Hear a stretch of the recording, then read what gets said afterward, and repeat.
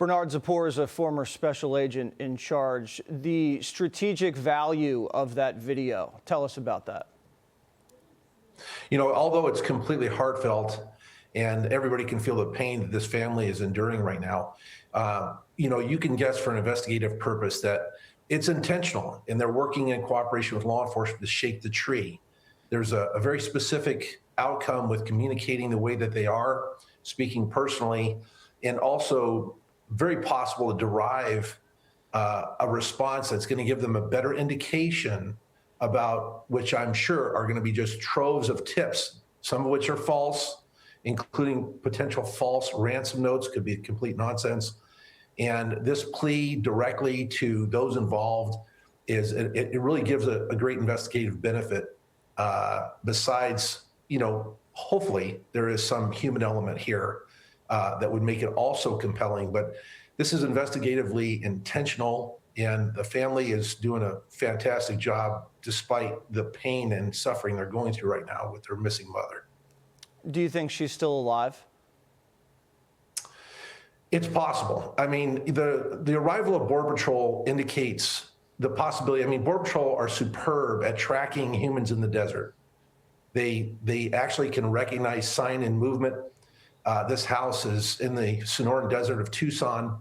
And so, you know, they're being there, besides a force multiplier, because there's a large contingency of Border Patrol in southern Arizona, but they have very specific skills when it comes to tracking human sign, which includes scent and brush markings and trail markings in the open desert. So there's some evolution happening here at that house on information that the investigative team have received to have this type of response, both internal and external of the scene. Yeah. And Border Patrol there is an indication to that, very much so. One thing that's very concerning is it doesn't appear that the Guthrie family has received anything from these alleged kidnappers. They made it clear that these ransom letters went out to media, not to them directly. That worries me. What does that tell you? Why wouldn't you send the ransom letter directly to the family? They're the ones who control the bank accounts.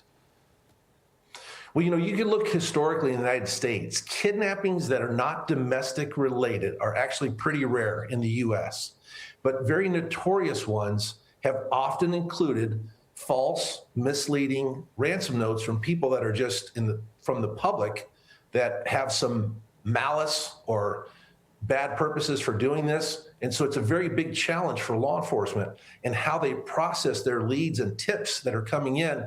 I would think here in the investigative team, they're probably leading heavily into an AI case management to better process things like this, because they can't be dismissive of it, but ransom notes that have validity are going to have a tell in there that somebody that has possession of this potential victim, only they would know by being in that type of proximity.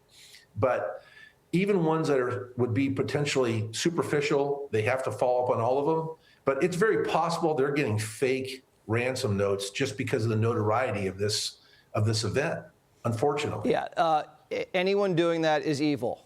And to torture a family like that is despicable. And, you know, after they close this case, hopefully they track down those people that, if they did write a hoax ransom letter, and they hold them fully responsible. Thank you.